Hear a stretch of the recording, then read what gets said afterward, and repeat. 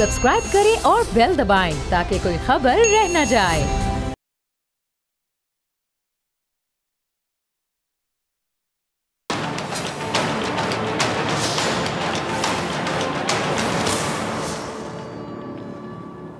अस्सलाम वालेकुम नाज़रीन, मैं हूं डॉक्टर फ़िज़ा अकबर खान और मैं हूं पाकिस्तान और आप देख रहे हैं पाकिस्तान के सबसे बड़े न्यूज़ चैनल का नंबर 1 प्रोग्राम ऐसे नहीं चलेगा। नाज़रीन, एक कहानी सुनिएगा। एक लूमड़ी एक चील की सहेली बन गई। लूमड़ी और चील सहेली बन गई। दोनों में इतना प्यार हुआ कि एक दूसरे के बगैर रहना मुश्किल हो गया। एक दिन लूमड़ी ने चील से कहा कि क्यों ना हम पास रहें।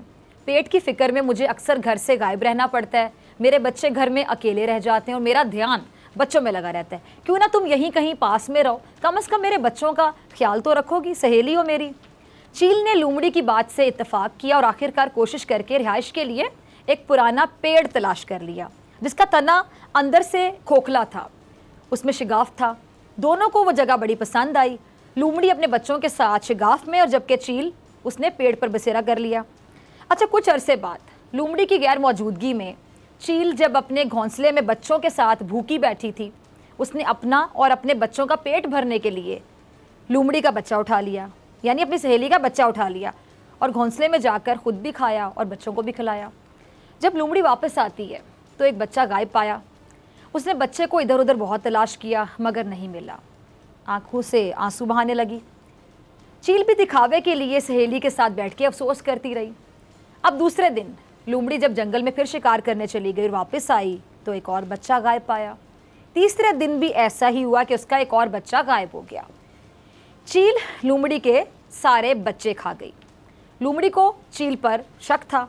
अब वो पुख्ता यकीन में बदल गया कि उसके तमाम बच्चे चील ने खाए हैं, मगर वो चुप रही, यानी कोई गिला शिकवा नहीं किया। हर वक्त रोती रहती और खुदा से फरियाद करती रहती। आखिरकार चील का यौम हिसाब आ गया। एक रोज़ भूख के हाथों तंग आकर चील खाने की तलाश में उड़ी जा रही थी कि एक जगह उसने धुआं उठता हुआ देखा और जल्दी से उसकी तरफ लपकी। देखा कि कुछ शिकारी आग जलाकर अपना शिकार भूनने में मसरूफ़ थे। चील का भूख से इतना बुरा हाल था कि वो सब्र न कर सकी, झपटा मारा और कुछ गोश्त अपने पंजों में समेटकर घोंसले में ले गई। उधर भुने हुए गोश्त के साथ कुछ चिंगारियाँ भी चिपकी हुई थीं जिनसे घोंसले में जो बिछे घास के तिनके हैं उनको आग लग गई। होना क्या था, घोंसला जलने लगा। चील के बच्चे तड़प तड़प कर नीचे गिरने लगे। लूमड़ी ने देखा कि चील के बच्चे तड़प तड़प कर जले हुए घोंसले से नीचे गिर रहे हैं तो लूमड़ी ने झपट कर अपना बदला ले लिया और उन्हें चबा चबा कर खा गई। अब इस कहानी का नतीजा, कहानियाँ हमेशा कुछ सिखाने के लिए होती हैं, याद रखिएगा। इस कहानी का नतीजा क्या सीखते हैं आप? क्या नतीजा है इसका? नतीजा ये कि जो किसी के लिए कुआं खोदता है खुद भी उसमें एक दिन जा गिरता है। इसलिए सियानों ने कहा है कि बुराई करने से पहले अच्छी तरह सोच लें, कहीं बाद में पछताना ना पड़े। अगर हम अपने इर्द गिर्द देखें नाजरीन, नज़र डालें तो चील का यही किरदार भारत निभा रहा है। कहने को हमसाया लेकिन हर वक्त पाकिस्तान को नुकसान पहुंचाने के लिए तैयार। साजिशें, दहशतगर्दी, क्या कुछ है जो भारत पाकिस्तान में करने की कोशिश नहीं करता। सानिया पेशावर में फूल जैसे बच्चे शहीद हुए, पीछे कौन था? यही भारत। कराची में चीनी कौंसल खाने पर हमला हुआ, उसके ताने बाने भी भारत से मिलते नजर आए। उस धमाके की जिम्मेदारी आपको याद होगा कलदम BLA ने कबूल की और ये वही तंजीम है जिसको भारत और रॉ की जानिब से फंडिंग की जाती है। मशरकी पाकिस्तान का सानहा, बम धमाके, क्या क्या जख्म इस बनिया सोच ने पाकिस्तान को लगाने की कोशिश नहीं की। नाज़रीन, बलोचिस्तान कई बार खून में नहलाया गया। कोयटा बार बार लहूलुहान हुआ। ये वो शहर है जिसने बहुत जानों के नजराने पेश किए। दहशतगर्दी की गर्द में कोयटा जैसा खूबसूरत शहर कई अरसे तक लिपटा रहा। सिक्योरिटी फोर्सेस ने बलूचिस्तान में दहशतगर्दी की कमर तोड़कर इस तारीख शहर को उजालों में बदल दिया। कुलभूषण की गिरफ्तारी के बाद भारतीय दहशतगर्दी का जो नेटवर्क है वो टूटा तो जिंदगी फिर से लौट आई। अब इस शहर की वीरान गलियां कूचे फिर से हम कह सकते हैं कि आबाद हो गए। लेकिन अभी हाल ही में गवादर में दहशतगर्दी की कार्रवाई की गई जिसमें BLA मुलविस निकली। अब इस ताज़ा हमले से एक बात साफ है कि भारत को बलूचिस्तान में अमन का क़याम बिल्कुल भी गवारा नहीं है। वो इस सूबे को बदअमनी की आग में हर हाल में जलाना चाहता है और इसी वजह से कोयटा समेत पूरे सूबे को सिक्योरिटी थ्रेट्स भी हैं। अब नेक्टा ने बलूचिस्तान और खैबर पख्तूनख्वा के लिए थ्रेट अलर्ट भी जारी की है जिसके मुताबिक कलदम TTP खुदकुश हमलों की मनसूबाबंदी कर चुकी है। मजहबी और सियासी क़यादत बनाया जा सकता है। लेकिन सितम देखिए आप कि 25 अक्टूबर को इसी बलूचिस्तान के शहर कोयटा में पीडीएम अपना पावर शो करने जा रही है। खुदा ना ख्वास्ता अगर कोई बड़ी कार्रवाई हो गई, खुदा ना ख्वास्ता, और इस खदशे का इजहार तर्जुमान बलूचिस्तान हुकूमत लियाकत शहवानी भी कर रहे हैं। ज़रा ये देखिए क्या कहते हैं वो। सुना आपने लियाकत शहवानी साहब क्या कह रहे हैं, तर्जुमान बलूचिस्तान हुकूमत। नाज़रीन, कोयटा को फिर सिक्योरिटी थ्रेट्स हैं और ये थ्रेट अलर्ट नेक्टा ने जारी किया है और हुकूमत पीडीएम से बाकायदा दरख्वास्त करी, गुजारिश कर रही है कि कोयटा जलसे को कुछ अरसे के लिए मुलतवी कर दिया जाए और जब हालात मामूल पर आ जाएं तो फिर बेशक जलसा कर लें। अब खुदा ना ख्वास्ता दहशतगर्दी का कोई वाक़या रूनुमा हो जाता है तो ऐसे में ना सिर्फ पीडीएम की आला क़यादत मुमकिन दहशतगर्दी का शिकार हो सकती है, बल्कि मुल्क भर से आने वाले जो सैकड़ों अफराद इनके साथ होंगे वो भी खतरे के लपेट में होंगे, यानी उन सबकी जान को खतरा है। भारत की तो अवलीन कोशिश है कि वो BLA और अपनी एजेंसी रॉ के जरिए यहाँ दहशतगर्दी को फ़रोग दे। ऐसे में मेरी पीडीएम से गुजारिश है आज कि वो अपने जलसे को फ़िलहाल मौखिर कर दें। लोगों की जान से बढ़ के नहीं आपका ये जलसा, आप अपनी पावर शो कर दीजिएगा किसी और दिन, बाद में कभी कर दीजिएगा। अभी प्लीज़ अपनी जान की परवाह भी करें, जिनको आप साथ लेके निकलेंगे उन गरीबों की जान की परवाह भी करें, उन कारकुनान की, क्योंकि आप तो अवाम के लिए निकल रहे हैं ना, तो फिर उसी अवाम का सोच लें जिनको आप अपने साथ लेकर चलेंगे। अगर खुदा ना ख्वास्ता उनकी जान खतरे में पड़ गई तो फिर कैसी सोच अवाम के लिए। अगर खुदा ना ख्वास्ता यहाँ कोई दहशतगर्दी की कार्रवाई हो जाती है तो आप लोगों ने उसका जिम्मेदार भी ढिठाई के साथ इमरान खान को करार दे देना है। लेकिन यहाँ सियासत की आंख से देखने की बजाय अगर आप वाकई जो अवाम कहते नहीं थकते ना, आज आप वाकई अवामी आंख से देखें तो आपको पता लग जाएगा कि दहशतगर्दी के बादल फिर मंडलाने लगे हैं जो अल्लाह ना करे किसी बड़ी तबाही का सबब बन जाए।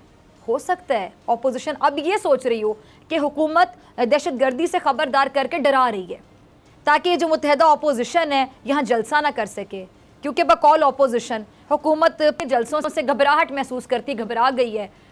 हुकूमत को अपने बोरिया बिस्तर गोल होने की फ़िक्र है, इसलिए वो ये हरबा इस्तेमाल करने की कोशिश कर रही है। लेकिन जैसे मैंने पहले भी कहा कि इस मसले को सियासी ना समझें, एक मिनट के लिए इसको अवामी समझें, सिर्फ अवामी मुफाद को सामने रखें। आप अवाम के लिए नहीं करें ना, आप सिर्फ अवाम के बारे में सोचें। एक मिनट के लिए सियासत को साइड पे रख दें। ये भारतीय मीडिया कोयटा जलसे में आपने कभी सोचा इतना इंटरेस्ट क्यों ले रहा है, इतनी दिलचस्पी क्यों ले रहा है? भारतीय मीडिया को इस जलसे से क्या मुफाद हो सकता है, आप में से किसी ने सोचा? मैं इस पर बात करती हूँ खुल के। पहले ज़रा भारतीय मीडिया का क्लिप है, टीम चलाइएगा। अब नाज़रीन, हैरानी वाली बात है, ज़रा सोचिएगा, बाकायदा हैरत हो कि आपको हैरानी की बात है कि भारत ये 25 अक्टूबर को जो कोयटा में होने वाला पीडीएम का जलसा है उससे अपने रन डाउन की जीनत क्यों बना रहा है? क्या इंटरेस्ट है भारत का? क्या भारतीय मीडिया पीडीएम के जलसे की तशहीर कर रहा है? क्यों करेगा तशहीर? या फिर ये बताना चाह रहा है कि कोयटा में दहशतगर्दी का खतरा है, इसके बावजूद वहाँ जलसा किया जा रहा है, और अगर वहाँ कोई दहशतगर्दी की कार्रवाई हो जाती है तो उसकी जिम्मेदारी भारत पर ना डाली जाए, क्योंकि भारतीय मीडिया खुद कोयटा में होने वाली मुमकिन दहशतगर्दी से खबरदार कर रहा है। अब नजर सोचने वाली बात क्या है यहाँ पे? सोचने वाली बात यह है कि भारत पाकिस्तान का खैरख्वाह कब से हो गया? ये तो हो ही नहीं ना सकता कि भारत को पाकिस्तान की फिक्र हो या भारत पाकिस्तान का खैरख्वाह हो। वो पाकिस्तान के लिए भलाई का सोचे, ऐसा तो हो ही नहीं सकता ना, ये तो इम्पॉसिबल बात है।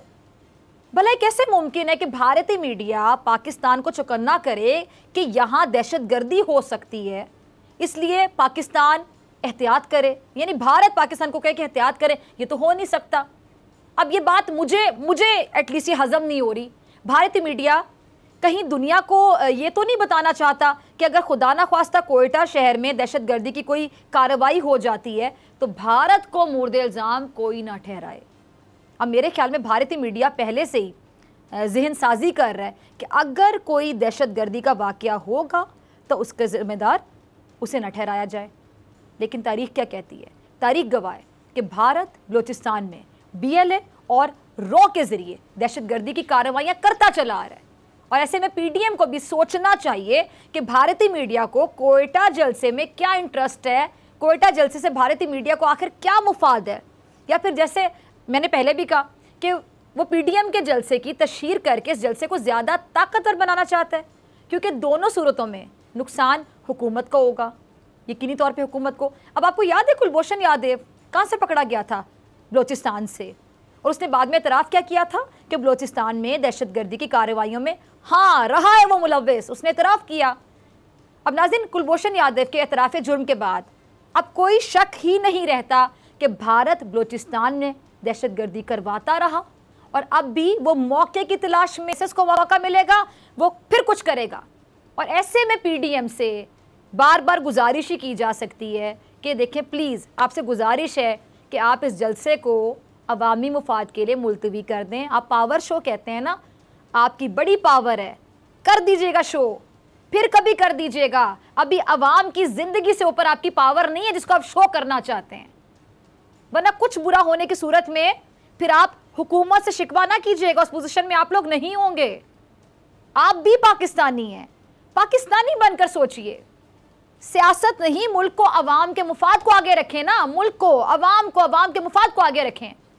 वफाकी वज़ीर रेलवे भी खबरदार कर चुके हैं इस हवाले से। शेख रशीद साहब का क्लिप होगा, चलाइएगा ज़रा टीम। अब देखिए नाज़रीन, अब कोई बात तो है ना कि शेख रशीद साहब भी ये कह रहे हैं कि मुल्क में दहशतगर्दी का ख़तरा है और जनूबी वज़ीरिस्तान और बलूचिस्तान में दहशतगर्दी के हाल ही में जो वाक़यात रूनुमा हुए हैं, शेख रशीद की बात को मेरे ख्याल से नज़रअंदाज नहीं किया जा सकता। और इसके साथ साथ इन्होंने कोरोना के जो बढ़ने के खदशात हैं वो भी ज़ाहिर किए हैं। अब इनकी इस बात की तस्दीक आज NCOC के इजलास में भी हुई है। मैं आपको ज़रा बता दूँ पूरे फैक्ट्स एंड फिगर्स कि इसमें इजाफा भी हो सकता है। मुल्क में 4 दिन में कोरोना केसेस में 40% इजाफा हुआ है, जो कि बाकायदा ख़तरे की घंटी है।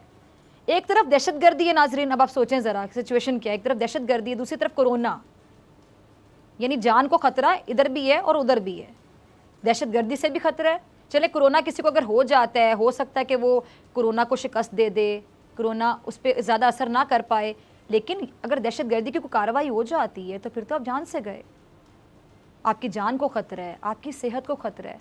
अब आज जो NCOC के इजलास में माहिरीन सेहत ने कोरोना वायरस के हवाले से डाटा पेश किया है और फोरम को बताया गया है कि मुसलसल 5वें रोज़ कोरोना के मुस्बत केसेस का तनासुब बढ़ रहा है। आज की शाम के जो अपडेट्स हैं मैं आपके साथ शेयर कर लेती हूँ। ये जो कोरोना वायरस से होने वाले जो केसेस हैं, मज़ीद 765 केसेस सामने आए हैं, 765। 15 मरीज़ इस वबा के हाथों जान की बाजी हार गए हैं। और मुल्क में अब तक जो फाल केसेस हैं, एक्टिव केसेस हैं, उनकी तादाद ज़रा सुन लीजिए, 10,157 तक पहुंच गई है। नए केसेस में खैबर पख्तूनख्वा के 76 केसेस हैं, एक मौत। और बलूचिस्तान की अगर मैं बात करूं तो गुज़िश्ता रिपोर्ट होने वाले जो 29 केसेस हैं वो इसमें शामिल हैं। इसके बाद खैबर पख्तूनख्वा की अगर मैं बात करूं, वहाँ केसेस की मजमूई तादाद है जी 38,886 और अमवात हैं 1,267। बलूचिस्तान में मजमूई केसेस जो हैं 15,767 हो गए हैं। अब आपके सामने है, इससे अंदाज़ा लगाया जा सकता है कि बलूचिस्तान में केसेस ज़्यादा तेज़ी से बढ़ रहे हैं। अब ऐसे में PDM का जलसा क्या कोरोना को बढ़ाने में जलती पर तेल साबित नहीं होगा? यकीनन होगा। ये ज़रा सुनिए, तर्जुमान बलूचिस्तान हुकूमत आ गया क्या कहते हैं ना। आपने लियाकत शाहवानी साहब को कोरोना फिर से सर उठा रहा है और PDM के जो गुजरांवाला कराची जलसे में हमने देखा है कि आला क़यादत ने मास्क पहने हुए थे, लेकिन जो कारकुन हैं उन्होंने SOPs का ख्याल नहीं रखा है। अब दोनों जलसों में बेहतियाती हाँ बरती गई, बिल्कुल बरती गई। कोरोना के हवाले से खातिर ख्वाह इक़दामात नहीं देखे गए। अब इससे खुदा ना खासा कोरोना फैल सकता है और दूसरी लहर पहली लहर से भी ज़्यादा ख़तरनाक साबित हो सकती है। जब कोरोना फैला तो हुकूमत ने लॉकडाउन लगा दिया और इस लॉकडाउन में गरीब दिहाड़ीदार सबसे ज़्यादा मुतासर हुए। जो सबसे ज़्यादा मुतासर हुए वो गरीब दिहाड़ीदार हैं, ये तबका है। और अगर एक बार फिर सोचिए कोरोना शिद्दत इख्तियार करता है तो उस सूरत में बात दोबारा लॉकडाउन की जानिब जानी है, तो उससे क्या होगा? मईशत पर असर पड़ेगा ही पड़ेगा। साथ जो गरीब दिहाड़ीदार है उस तबके का सोचा आपने, उनका जीना कितना मुश्किल हो जाएगा। आप लोग तो महंगाई के खिलाफ आवाज़ उठा रहे हैं ना, उस गरीब के लिए जो कि तो बर्दाश्त नहीं कर पा रहे, जिसकी महंगाई ने कमर तोड़ दी, इस गरीब के लिए बाहर निकले हैं, गरीब का सोच रहे हैं। तो फिर मेरी आपसे गुजारिश है कि प्रैक्टिकली साबित करें कि हाँ आप वाकई गरीब के लिए बाहर निकल रहे हैं, आप उस बंदे के लिए बाहर निकल रहे हैं जिसकी महंगाई ने कमर तोड़ दी। अपने फैसले पे नज़रसानी करें। आपकी जो मुफाद परस्ती की रविश है ना, ये मामला यकीनन मज़ीद बिगाड़ सकती है। इसका अंदाज़ा आपको भी है, पता नहीं आप लोग समझ क्यों नहीं रहे। ये ज़रा अगला क्लिप देखिएगा। सुना आपने मरियम साहिबा को। मरियम साहिबा, मैं आपसे गुजारिश करती हूँ, बल्कि सिर्फ आपसे नहीं पूरी PDM से मैं गुजारिश करती हूँ, दरख्वास्त करती हूँ कि अपने मुफाद को एक दफ़ा बिल्कुल साइड पे रख दें और सिर्फ आवाम के बारे में सोचें। क्योंकि आप लोग कहते हैं ना कि आप आवाम के लिए निकले हैं, तो फिर आवाम के लिए अगर आप निकले हैं तो कोरोना का भी खदशा है और इसके साथ दहशत गर्दी अगर हो गई, कोई बड़ा वाकया हो गया, कोई बड़ा सान्या हो गया, तो कौन रिस्पॉन्सिबल होगा? यानी अवाम का तो दोनों हाल में बेड़ा गर्क हो गया ना। अवाम की सेहत की आपको परवाह नहीं है, अवाम की जान की आपको परवाह नहीं है, और अगर कोरोना फैलता है फिर लॉकडाउन की तरफ जाएंगे तो कौन मुतासिर होगा? एक दिहाड़ीदार मजदूर तबका। तो यानी उसी के लिए तो आप बाहर निकल रहे हैं, गरीब के लिए बाहर निकल रहे हैं, जो महंगाई के बोझ को बर्दाश्त नहीं कर पा रहा। तो फिर आपका जो आपके अल्फाज हैं और आपके जो अमली इक़दामात हैं, आप एक पेज पे दिखाई नहीं दे रही, दोनों चीज़ें, दोनों में तजाद नजर आ रहा है। यानी आपके अल्फाज कुछ और कह रहे हैं, अमली इक़दामात कुछ और कह रहे हैं। कहते हैं ना कि action speaks louder than words. आपके अल्फाज और आपके अमली इक़दामात एक नहीं दिखाई दे रहे। तो प्लीज़ ज़रा गौर कीजिए कि आप क्या कर रहे हैं, लोग आपके बारे में क्या सोच रहे होंगे सब कुछ देखने के बाद। अगर अस्पताल खुदा ना ख्वास्ता कोरोना के मरीजों से भर गए तो फिर कौन इसका जिम्मेदार होगा? हुकूमत तो बार बार कह रही है कि मुल्क में दहशतगर्दी, कोरोना गर्दी का भरपूर खतरा है। दहशतगर्दी एक बड़ा खतरा और कोरोना गर्दी भी एक खतरा। आप लोग जिम्मेदार सियासतदान होने का सबूत दें प्लीज़, आप जिम्मेदार शहरी होने का सबूत दीजिए, क्योंकि मुल्क भारत की दहशतगर्दी के पीछे जो छुपी शरारत है और कोरोना की बढ़ती हरारत, दोनों का मुतहम्मिल नहीं हो सकता। मैं इब्तिदा में एक कहानी सुनाई थी नाज़रीन आपको कि जो दूसरों के लिए गड़ा खोदता है खुद उस कहानी का नतीजा क्या था कि जो दूसरों के लिए गड़ा खोदता है खुद उसमें गिरता है। इसलिए बेहतर है कि फैसले सियासत को देखकर नहीं, वो जो अवाम कार्ड आप खेल रहे हैं ना कि अवाम के लिए नहीं करें, अब वाकई प्रैक्टिकली अवाम को देखिए, अवामी मुफाद को देखिए, अवामी मुफाद को देखकर ये फैसले आप कीजिए। मुझे उम्मीद है कि आप गौर करेंगे और आप कोशिश करेंगे कि आप इस वक्त अपनी सियासत को, अपनी पावर को जो आप बार बार शो करना चाहते हैं, आप उसको साइड पे रखेंगे और आप सिर्फ और सिर्फ अवाम की जान के बारे में, अवाम की सेहत के बारे में, अवाम के लिए सोचेंगे, अवाम के लिए सोचेंगे। मैं उम्मीद करती हूँ कि शायद आप नज़रसानी करेंगे अपने फैसले पर। यहाँ लेंगे ब्रेक और ब्रेक के बाद मेरे साथ मौजूद होंगे मेहमान बलोचिस्तान हुकूमत के तर्जुमान लियाकत शाहवानी साहब।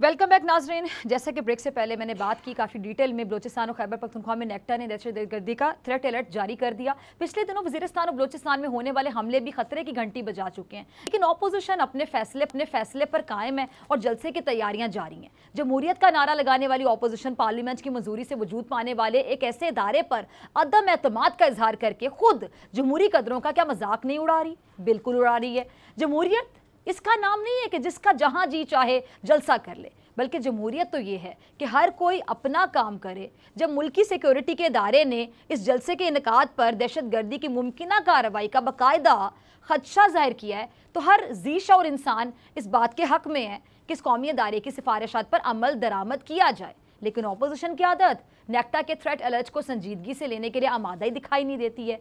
ऐसी सूरत हाल में बलोचिस्तान हुकूमत ने अपने तौर पर सिक्योरिटी प्लान तरतीब दिया है और इस हवाले से नेक्टा समेत दीगर जो सिक्योरिटी के इदारे हैं उनसे राब्तों का सिलसिला भी तेज़ कर दिया गया है। इस पर बात करने के लिए मेरे साथ मौजूद हैं तर्जुमान बलोचिस्तान हुकूमत लियाकत शाहवानी साहब। लियाकत साहब बहुत शुक्रिया ज्वाइन करने के लिए। सबसे पहले मैं आपसे ये जानना चाहूँगी कि अगर आपके लिए मुमकिन हो तो नाजरीन को ज़रा बताइएगा कि किस किस्म का थ्रेट है और किसकी जानिब से है? क्या इसमें रॉ या NDS के मुलविस होने की कोई खबर है? देखिए, नेक्टा हमारा फेडरल एक बड़ा रिस्पॉन्सिबल इदारा है और उनके पास इंटेलिजेंस रिपोर्ट्स हैं और उस रिपोर्ट की बुनियाद पे उन्होंने न सिर्फ कोयटा बल्कि पेशावर दोनों में किसी भी पॉलिटिकल या रिलीजियस लीडरशिप के टारगेट होने के इम्कानात ज़ाहिर करते हुए थ्रेट अलर्ट जारी किया है। अब जलसा तो कोयटा में होना है, पेशावर में तो नहीं होना। पेशावर का तो 22 नवंबर को है। दूसरी बात यह है कि हमारा एक रिस्पॉन्सिबल इदारा है और PDM की क़यादत अगर वाकई रिस्पॉन्सिबल हैं तो वो ज़िम्मेदारी का मुजाहरा करें और इसको अना और ईगो का मसला क्यों बना रहे हैं? अगर जलसे के डेट सस्पेंड करना अना का मसला है तो दो दफ़ा तो ये पहले कोयटा का जलसा सस्पेंड कर चुके। 3 मुख्तलिफ डेट्स इन्होंने दिए। पहले इन्होंने 11 अक्टूबर का डेट दिया, फिर 18 अक्टूबर का डेट दिया, फिर 25 अक्टूबर का डेट दिया। अब 25 अक्टूबर को चूंकि PDM की दीगर क़यादत ने इनके साथ कमिटमेंट की है कि दीगर 3 सूबों से वो वर्कर्स कोयटा पहुंचाएंगे ताकि इनका जलसा कामयाब हो। तो उस यकीनदानी की बुनियाद पे अब इन्होंने 25 अक्टूबर का जो डेट है उसको फाइनल किया है। लेकिन हम अपनी जिम्मेदारी पूरा करते हुए हम देखें 2 तरह से अपनी जिम्मेदारी पूरी करें। एक तो नेक्टा का थ्रेट अलर्ट आया, हमने उनको गुजारिश किया, रिक्वेस्ट किया कि इस पे अपने फैसले पे नजरसानी करें, और जब थ्रेट अलर्ट ख़त्म होगा, खुद नेक्टा जब ये कहेगी कि अब खतरा नहीं रहा, उसके बाद हर हफ्ते जलसा करें, वी वेलकम दैम। हर महीने जलसा करें, वी वेलकम दैम। दूसरी बात यह है कि रोज़ अव्वल से बलूचिस्तान गवर्नमेंट कह रही है कि हम इनके जलसे की राह में न रुकावट डालेंगे, न रखना डालेंगे, न कंटेनर लगाएंगे, न इनके वर्कर्स को कंटेन करेंगे, बल्कि कोविड SOPs पे अमल दरामद के लिए हम उनको मास्क और सैनिटाइजर भी फराहम कर रहे हैं। परसों इस थ्रेट के आने से पहले 28 नुकाती TORs हमने वो पब्लिक किया, जिसके तहत हमने ये फैसला किया है कि इनको जो है हम फुल प्रूफ इंतजाम करेंगे, लीडरशिप को बुलेट प्रूफ गाड़ियाँ फराम करेंगे, जिस होटल में रिहाइश पजीर होंगे उसको कॉर्डन ऑफ करेंगे। जलसगाह का डेट हमने थ्रेट अलर्ट के बाद अब चेंज किया है, अयूब स्टेडियम में मुनक्किद होगा, उसको हम कॉर्डन ऑफ करेंगे। 3000 के करीब सिक्योरिटी एहलकार हम डिप्लॉय कर रहे थे, अब उस तादाद को भी बढ़ा रहे हैं। जिन रूट से लीडरशिप बाय रोड आएंगे उन रूट्स को हम बिल्कुल सील कर रहे हैं, और लोग जो गाड़ियां आएंगे उनको पार्किंग की दूर डिस्टेंस में सहूलत फराम करेंगे, उनकी चेकिंग करेंगे। अपने तौर पे ये हमारी कमिटमेंट है कि बाहर सूरत बाहर हालत सिक्योरिटी फराम करनी है। जी जी डॉक्टर साहब, मैंने कहा मुकम्मल ताउन की यकीन दहानी गवर्नमेंट की तरफ से करवाई गई है। जी जी, मुकम्मल ताउन। देखें 1 अक्टूबर को जब इन्होंने कोयटा जलसा अनाउंस किया, मैं आप लोगों की खिदमत में हाजिर हुआ। बलूचिस्तान गवर्नमेंट का मौकिफ मैंने ये पेश किया कि Balochistan government strongly believes in democratic norms, और हमने कहा कोई रखना नहीं डालेंगे, कोई रुकावट नहीं डालेंगे, सबको हम वेलकम करते हैं, क्योंकि हमें यह भी पता है कि इनके जलसे में कितने लोग आए हैं। उस वक्त हमने कहा कि कोयटा में आप जलसा मुनक्किद नहीं कर सकते, आवाम आपके साथ नहीं है, आपके वर्कर्स आपके साथ नहीं है। 2018 के इलेक्शन में आवाम ने PDM की क़यादत को तकरीबन मुस्तरद किया है। यहाँ पर पीपल्स पार्टी का कोई एक सीट भी जीतने में कामयाब नहीं हुए बलूचिस्तान में। PMLN की सिर्फ एक सूबाई असम्बली की नशिस्त है। अचकज़ई साहब की जमात का सिर्फ और सिर्फ एक सूबाई असम्बली का नशिस्त है। यहाँ पर जो रीजनेबल स्ट्रेंथ है वो BNP मैंगल, सरदार अख्तर मैंगल साहब की जमात, और JUIF की है, वो भी 10-10 नशिस्तें हैं, अपोजिशन में वो बैठे हुए हैं। और सिर्फ इन 2 जमातों की बुनियाद पे वो कितने लोग लाएंगे। और उस वक्त हमने कहा कि पब्लिक के पल्स पे हमारा हाथ है, पब्लिक हमारे साथ है, हमारे विजन के साथ है, हमारे डेवलपमेंट स्कीमात के साथ है।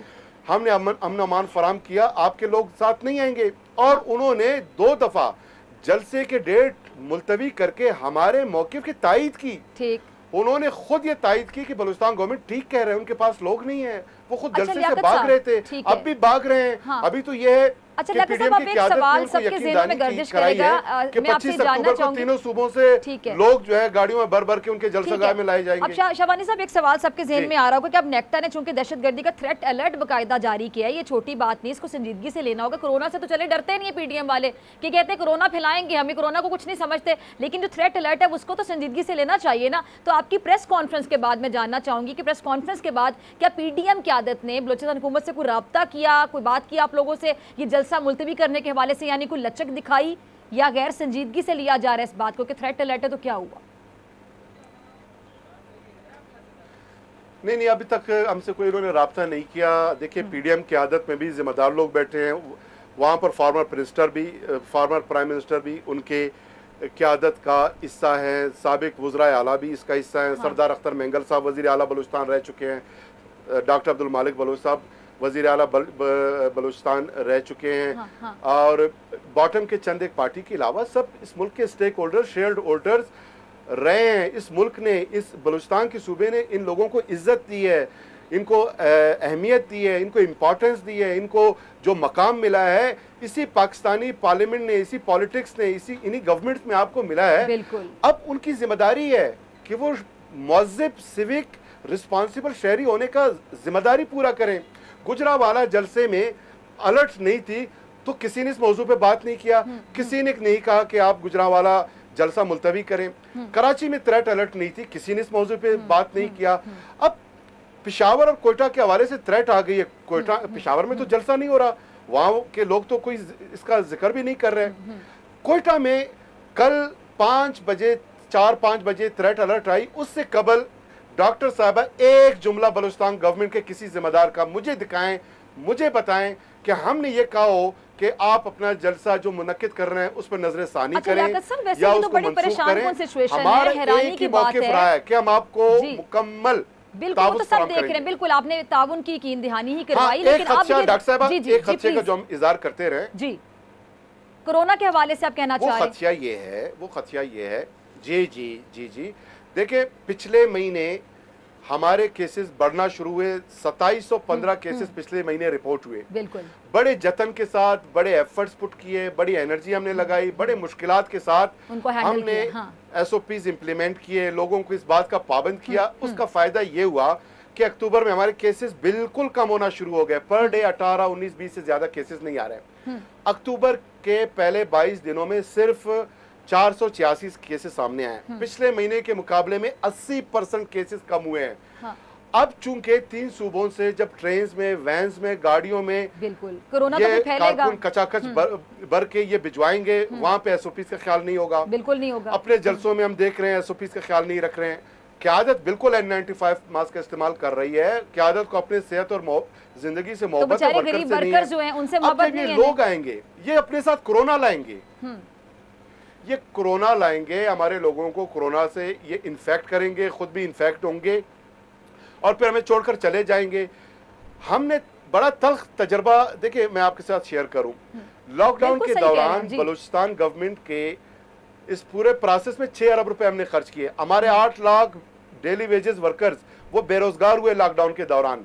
हमारे 5 लाख जो लोअर मिडिल क्लास फैमिलीज हैं वो खत गुर्बत से नीचे चले गए।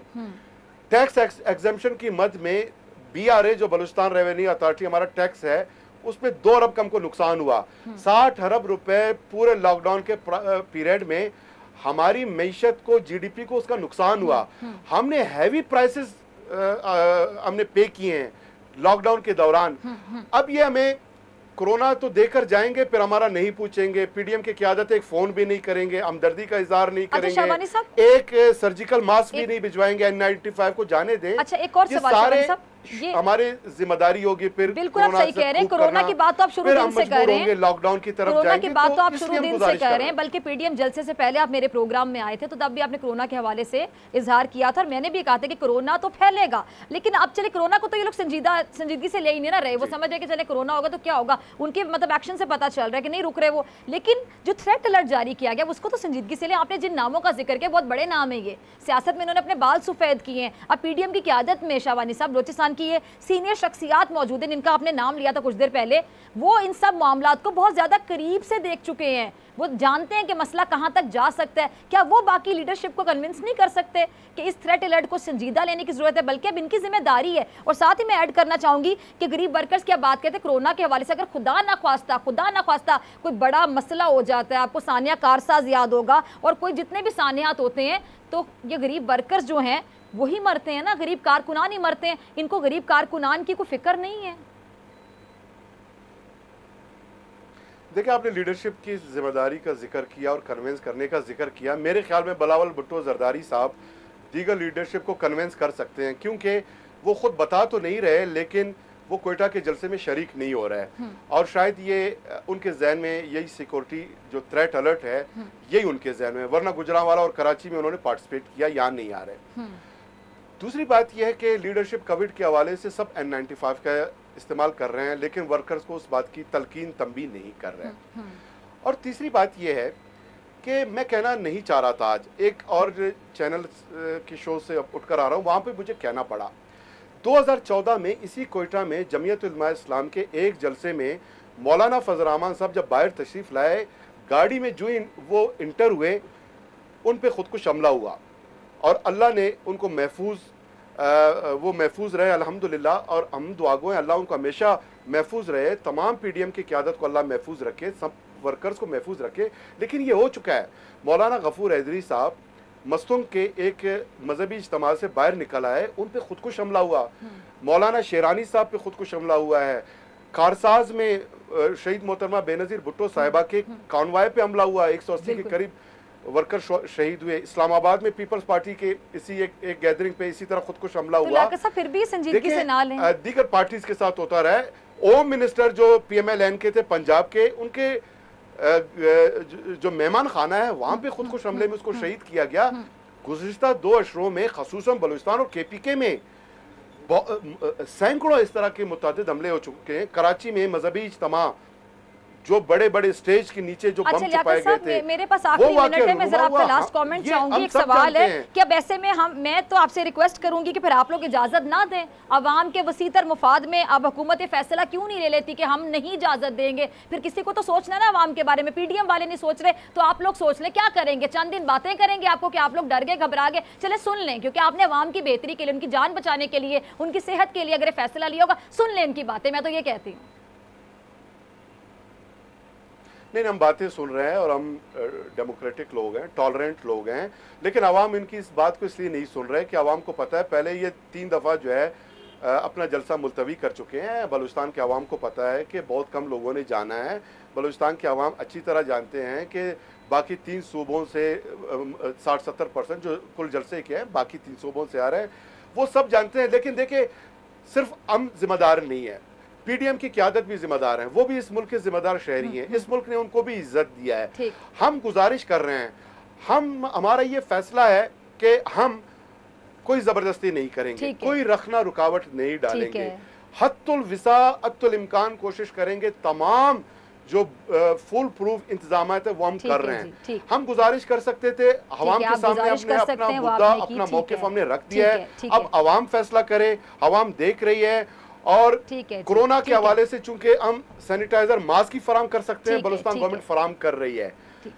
ठीक है, आप तमाम फैसिलिटीज प्रोवाइड करें। आप सिर्फ अपना मौक़िफ़ सामने रख सकते थे, ऐसा कहना है तर्जुमान बलूचिस्तान हुकूमत लियाकत शाहवानी साहब का। बहुत शुक्रिया आपका सर वक्त देने के लिए। मुझे ब्रेक पे जाना है, ब्रेक से आने के बाद सदीक जान और उनकी बड़ी खबर।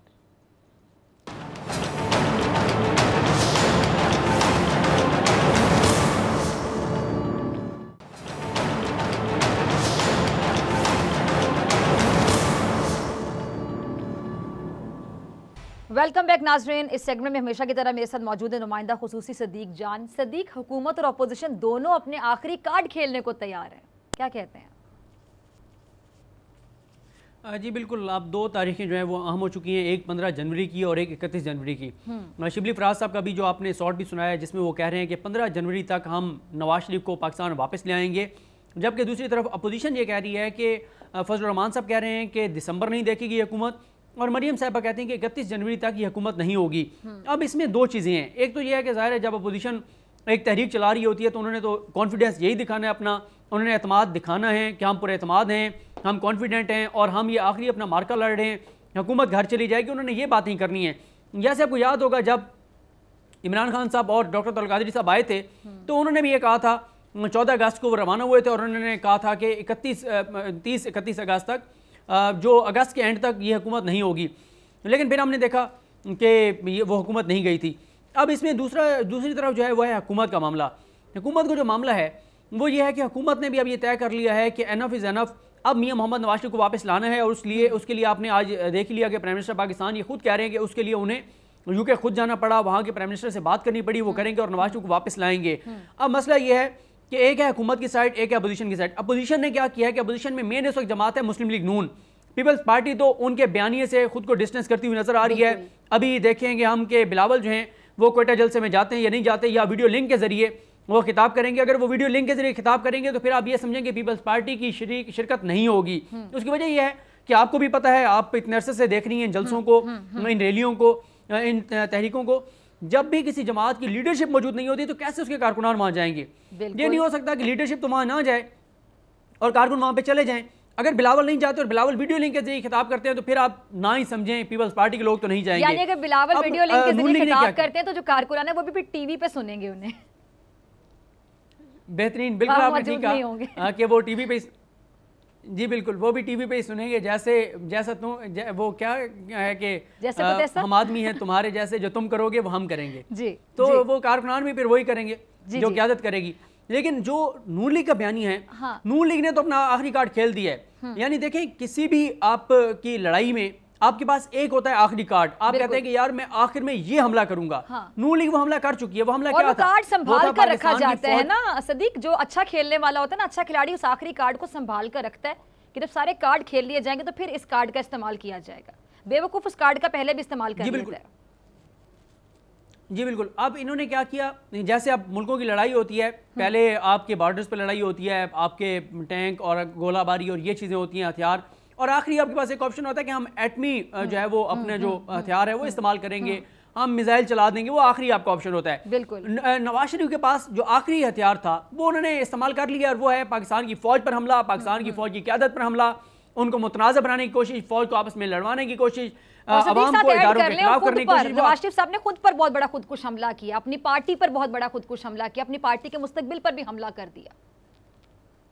जी बिल्कुल, उन्होंने अपनी पार्टी पर तो ज़रूर किया है, खुद तो वो ज़ाहिर है वो ये समझते हैं कि इस हमले के बाद वो ये खुद कुछ हमला वो नहीं समझ रहे, वो तो ये समझते हैं कि ये अटैक करने के बाद वो ज़्यादा महफूज हो गए हैं। अब मगरबी कुव्वतें, पाकिस्तान दुश्मन जो लॉबी है, अब वो उनकी हिफाजत करेगी, उनको प्रमोट करेगी, उनकी लंदन में रिहाइश को यकीनी बनाएगी। अगर हुकूमत जितनी भी कोशिशें कर लेगी तो वो वहाँ पर अपना किरदार अदा करते हुए नवाज शरीफ को वहाँ पर रोके रखेंगे, नवाज शरीफ को वापस लाने की तमाम कोशिशों के खिलाफ वो उनके साथ खड़े होंगे। लेकिन अगले 97 रोज़ फैसला कुन है। अपोजिशन अपनी मजीद जो शिद्दत है, अपनी कंपेन, अपनी तहरीक, उसकी शिद्दत को बढ़ाएगी। हुकूमत भी दूसरी तरफ अपने तमाम कार्ड इस्तेमाल करेगी। हुकूमत ने भी कह दिया कि नवाज शरीफ को वापस लाना है, लेकिन ये अब देखना है कि अपोजिशन इससे आगे किस सतह तक जाती है। अच्छा सदीक, अभी ब्रेक से पहले सेकंड सेगमेंट में लियाकत शहवानी साहब बलोचिस्तान हुकूमत के तर्जुमान मेरे साथ मौजूद थे और वो ये बात कर रहे थे अपने मौक़िफ़, उन्होंने कहा मौक़िफ़ रख सकते हैं, हम गुजारिश कर सकते हैं कि जो नेक्टा ने ये भी जो दहशतगर्दी का थ्रेट अलर्ट जारी किया है ये कोयटा जलसे के हवाले से, हम सिर्फ आगाह कर सकते हैं। तो मैंने उनसे रिक्वेस्ट की कि आप क्यों नहीं ये फैसला कर लेते कि आप आवाम के मुफाद के लिए, उनकी जान के सेहत के तहफ़्फ़ुज़ के लिए आप ये फैसला कर लें कि जलसा नहीं होगा। अब आप देखें कि उन्होंने कुछ शख्सियात का भी जिक्र किया जो कि बलोचिस्तान की सीनियर सियासी शख्सियात हैं, जो कि PDM की क़यादत में मौजूद हैं, यानी वो लोग करीब से तमाम चीज़ों को जानते हैं, उनको पता है कि ऐसे वाक़यात हो सकते हैं, बलूचिस्तान थ्रेट अलर्ट पर होता है। तो आप मुझे बताएं कि इवन देन उनको इतनी अपनी पड़ी हुई है, इतनी खुदगर्जी की मिराज पे लोग पहुंचे हुए हैं कि खुद तो ये आप देखें कि सिक्योरिटी प्रूफ गाड़ियों में जाएंगे, बुलेट प्रूफ गाड़ियों में जाएंगे, लेकिन अवाम के बारे में लोग नहीं सोच रहे। जो कारकुनान गरीब वहां पे जाएंगे, नुकसान तो उनका होगा। कोरोना की बात कर लें या फिर अगर सिक्योरिटी जो थ्रेट अलर्ट है, ये तो फिर बहुत बड़ा मामला हो सकता है, किसी की जान जा सकती है। देखें, अपोजिशन का कॉन्फिडेंस ये है, और अल्लाह ताला अपना करम करे, अल्लाह ताला सबको अपने ज़ुबान में रखे और खैरियत से जलसा हो जाए। अपोजिशन का कॉन्फिडेंस बजा है, मैं समझता हूँ उनका कॉन्फिडेंस बजा है कि कुछ नहीं होगा। उसकी वजह यह है कि जो लोग वहाँ पर खुद कुछ धमाके करते हैं, जो हमले करते हैं, जो पाकिस्तान की फौज पर हमले करते हैं, उन्हीं का बयानिया तो ये अपोजिशन आगे बढ़ा रही है। PDM उन्हीं की तहरीक तो आगे बढ़ा रही है, PDM उन्हीं का मौक़िफ़ तो आगे बढ़ा रही है। वो भी पाकिस्तान की फौज के दुश्मन है जो वहाँ पर दहशतगर्दी करते हैं, ये भी वही काम कर रहे हैं, ये भी पाकिस्तान की फौज के खिलाफ लोगों को कर रहे हैं। तो इसलिए ये कॉन्फिडेंट है कि कुछ भी नहीं होगा। इन्हें पता है कि जो लोग वहाँ पे फौज पर हमले करने वाले हैं, सिविलियंस पर हमले करने वाले हैं, जो वहाँ पर धमाके करने वाले हैं, जो कत्लेआम करने वाले हैं, हम उन्हीं का तो बयान ही आगे बढ़ा रहे हैं, हम उन्हीं की तो तहरीक को आगे लेकर जा रहे हैं। तो इसलिए ये कॉन्फिडेंट है कि कुछ भी नहीं होगा। तो अल्लाह करे कि खैर व आफियत से जलसा हो जाए। ठीक है सदीक जान, बहुत शुक्रिया आपकी बड़ी खबर के लिए। इसी के साथ डॉक्टर फिज़ा अकबर खान को दीजिए इजाज़त। आपसे मुलाकात होगी इंशाल्लाह पीर के रोज़ सेम टाइम सेम चैनल। अगर ज़िंदगी ने वफा की, दुआ में याद रखिएगा, अपना बहुत ख्याल रखिएगा। अल्लाह निगहबान।